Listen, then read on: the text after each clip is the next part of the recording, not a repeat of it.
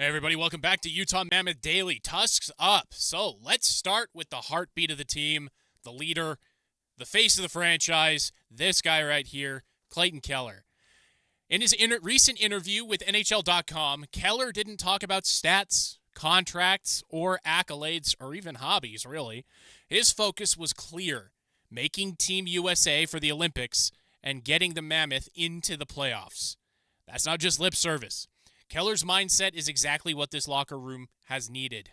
He's coming off a career high in points of 90, and instead of coasting, he's setting higher goals, literally and figuratively. Representing his country while leading this franchise into legitimacy, that's the kind of motivation that drives culture.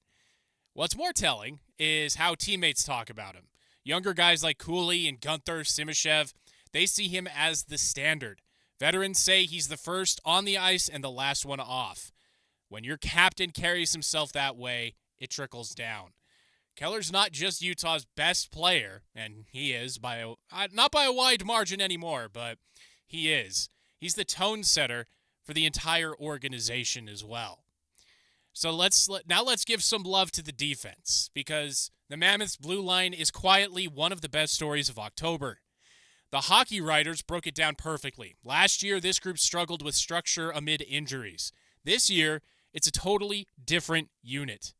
Mikhail Sergachev has now finally fully embraced the number one role, looking composed and assertive on both ends.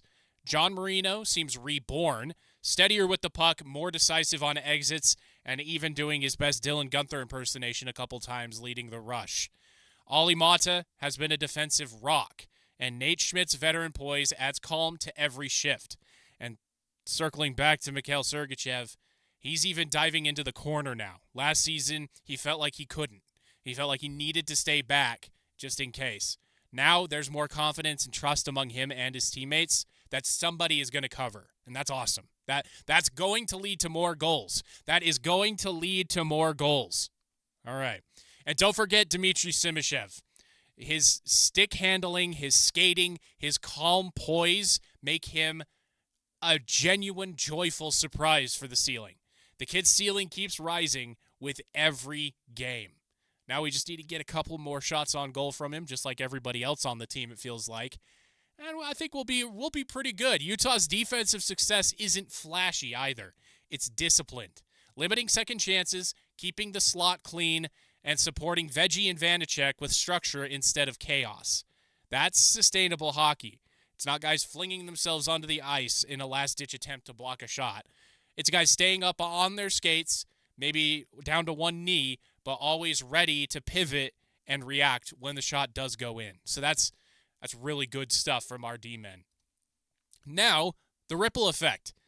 How defense fuels offense. So this good defense doesn't just prevent goals. It's starting to create offense. And we saw that big time against the Sharks. And we saw that against the Bruins, too.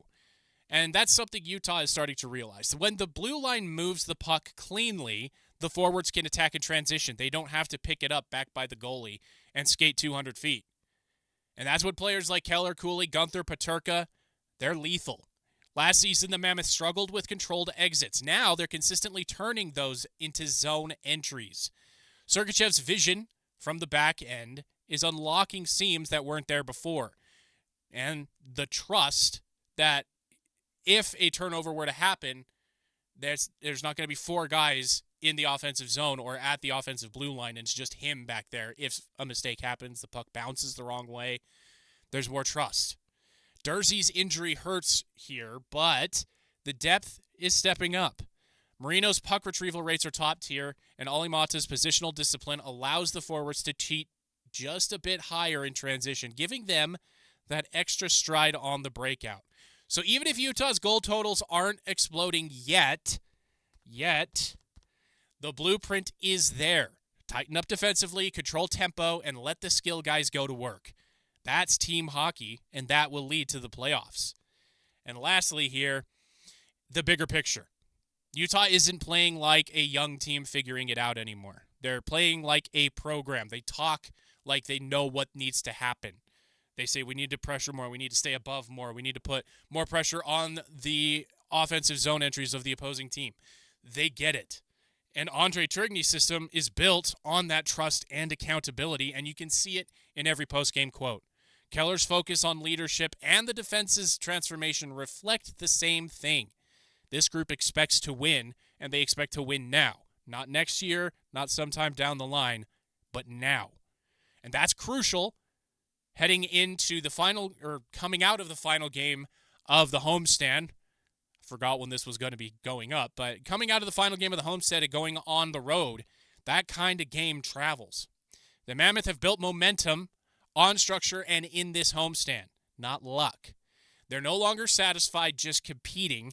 They want to dictate the pace. They want to protect leads, and that leads to them finishing games stronger than they have in the past. So, this last game against Colorado tested that mindset, but whether they won or lost it, what matters is how sustainable this identity is.